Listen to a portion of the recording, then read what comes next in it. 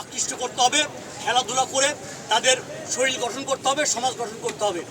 আজকে মাদক ছেড়ে আমাদেরকে এই খেলা মাঠে ফিরে আসতে হবে। এটি হলো আমাদের মূল প্রতিবদ্ধ বিষয়।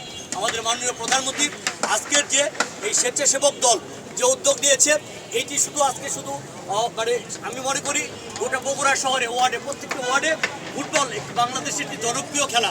এই খেলাকে হয়েছে ঠিক সেভাবেই যেন মানে মাঠ পর্যায়ে সরে যায়। এইটি হলো আজকে আমাদের উদ্দেশ্য।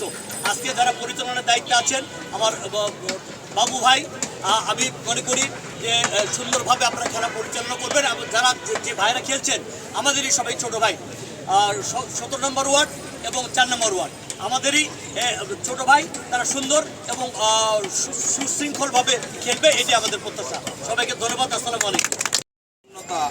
আমরা যেটা বিগত দিনে দেখেছি, এই আলতাফুন্নেসা খেলার জন্যই কিন্তু আমাদের উপযুক্ত। এই জন্য আমি স্বেচ্ছাসেবক দলের যে উদ্যোগ গ্রহণ করেছি, আমি তাদেরকে অসংখ্য ধন্যবাদ জানাই।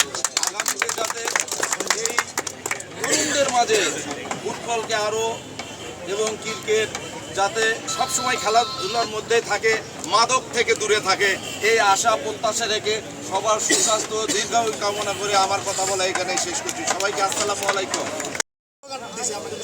আপনাদের প্রত্যেকের গেঞ্জিতে লেখা আছে, জার্সিতে লেখা আছে চলো যায় যুদ্ধে মাদকের বিরুদ্ধে।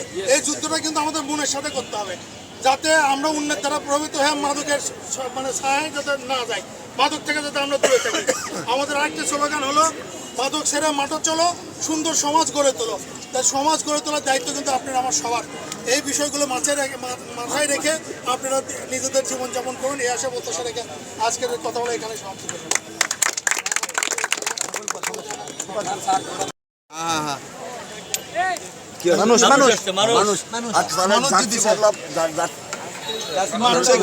তুমি দিচ্ছ, আচ্ছা তুমি এখন তোমার জার্সি বদল, তুমি এখন কোন পাশে নেবা তুমি? আচ্ছা জার্সি বদল।